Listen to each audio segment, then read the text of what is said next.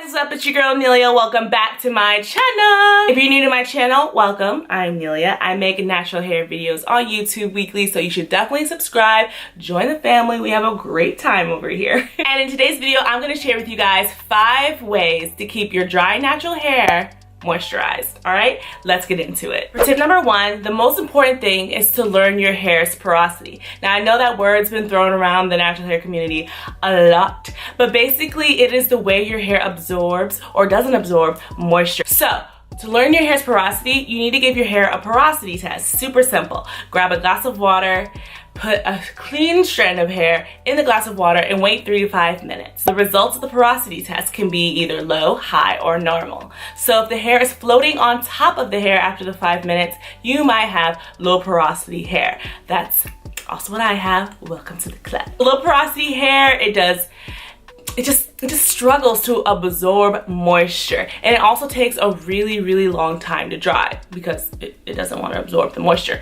Also, why it's on top of the glass, because it's gonna be there all day trying to get some water.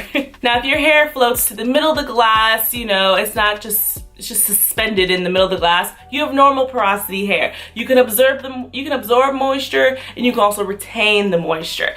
Lucky you, lucky you. If it's sunk all the way to the bottom, then you might have high porosity hair. High porosity means that your hair, it can take in the moisture, but it can't keep it there. So your hair tends to dry really quick, and which is a blessing and a curse, I feel like, because my hair could dry quicker. Oh my goodness. So for the majority of these tips, I'm a low porosity naturalista, so I'm gonna be sharing you guys, you know, more towards that side, but there's also tips here for the normal and high porosity girl as well. So on to number 2, once you learn your porosity, you can thrive, sis, you can thrive, okay? Now you're gonna learn what products you need and also how to apply them. Now, as a low porosity girl, we do not want any heavy creams or butters, okay? We wanna keep it light as possible. Why? Because our hair doesn't absorb product that well. It doesn't absorb moisture. If you put too much, you're gonna end up with tons of product buildup and flakiness and all that crazy crap that I tend to get all the time. You want to keep things light. Milks, you know, light oils, like creams. Like for me personally, I love milks as my leave-ins and a light oil like avocado.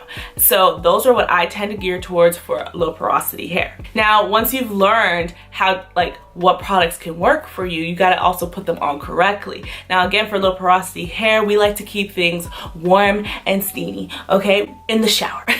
If you apply your hair in the shower, I promise you'll see a difference. Your hair is just more receiving of the products and the moisture because, you know, your scalp's warm, your hair is warm, everything's open, and you can just slather on everything in the shower. If you don't want to put your products on in the shower, just grab a good old trusty water bottle and fill it up with some hot, warm temperature water, and you can apply it that way. Just continue to spray your hair to keep that warmth in there. Now that you learn what products are good for you and you've also learned how to apply them correctly, it's time for styling. Now, as you can see, I love a good wash and go.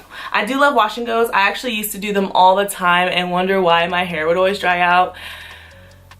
I'm learning, we're all learning. So wash and goes can be very drying. It's just because your hair is out in the elements and just anything and everything can touch it and get to it. It's rubbing against your clothes, the weather outside. If it's freezing cold and dry, it's no good, it's no bueno. So I highly recommend keeping your hair in some sort of protective style. And I don't mean braids or anything crazy like that. You can keep it in simple buns, or like I like to do chunky twists. I have a whole video about them. I'm gonna put them up here, but I do love some good chunky twists during the week. They're amazing because they keep my hair moisturized, but also I can style them in different ways.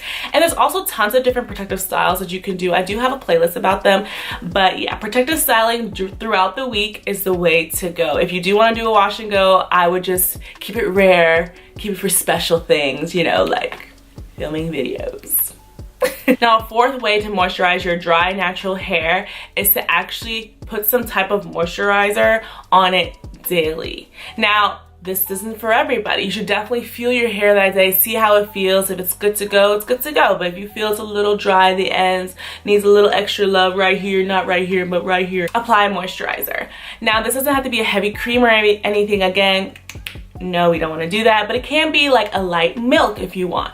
or I have a whole video about an easy DIY leave-in spray version. Those are my favorites for like daily moisturizer touch-ups. Just spray and let it dry. Now make sure you let it dry. Don't spray it and throw your bonnet on, because then the bonnet's gonna get all messy and absorb the product, and your hair is not gonna get any, and it's gonna be weird. So just spray your hair, let it dry a little bit, and keep it moving. This is also bomb for protective styling. If your hair is in box braids or things like that, you can always just do a daily light moisturizer. So definitely check out that video. It has my favorite easy, simple DIY moisturizer in it. Make sure with your moisturizer that the first ingredient is water, because it's not moisturizing if it's not adding water, because they go hand in hand. They just, moisture and water, they're just hand in hand, which is also why you should drink a lot of water to keep your hair moisturized. But that's not a tip, that's just an extra tip. But y'all should know that by now. The fifth and last way, I know you probably heard it a million times, but I am a strong believer of it now because I have tried it,